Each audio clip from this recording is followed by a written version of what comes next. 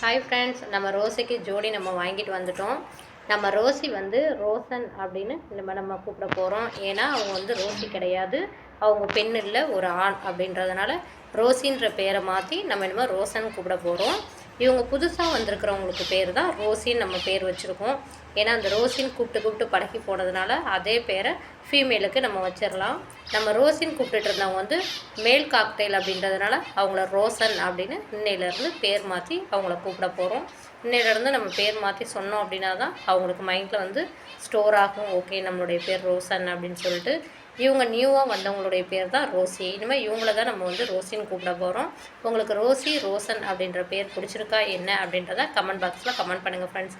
இல்லை நீங்கள் வந்து வேறு பேர் வைக்கலாம் அப்படின்னு சொன்னாலும் உங்களுக்கு என்ன பேர் வந்து பிடிச்சிருக்கோ அந்த பேரை சொல்லுங்கள். நம்ம அந்த பேர் வந்து நல்லா இருந்துச்சு, சூட் ஆகுது அப்படின்னா நம்ம அந்த பேரை வச்சுக்கலாம். ஓகே ஃப்ரெண்ட்ஸ், இந்த வீடியோ பிடிச்சிருந்தா வீடியோக்கு ஒரு லைக் பண்ணிக்கோங்க. மீண்டும் நாளைக்கு ஒரு வீடியோவில் நம்ம வந்து சந்திக்கலாம். நம்ம ரோசியும் ரோசனும் எப்படி சாப்பிட்டுட்ருக்காங்க, நல்லா சமத்து பிள்ளைங்களாக இருக்காங்களா என்ன அப்படின்றதையும் உங்களுடைய கருத்துக்களை நம்மளுடைய கமெண்ட் பாக்ஸில் கமெண்ட் பண்ணுங்கள்.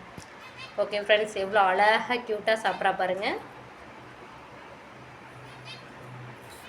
தேங்க்யூ. மீண்டும் நாளைக்கு ஒரு வீடியோவில் சந்திக்கிறேன். பாய்.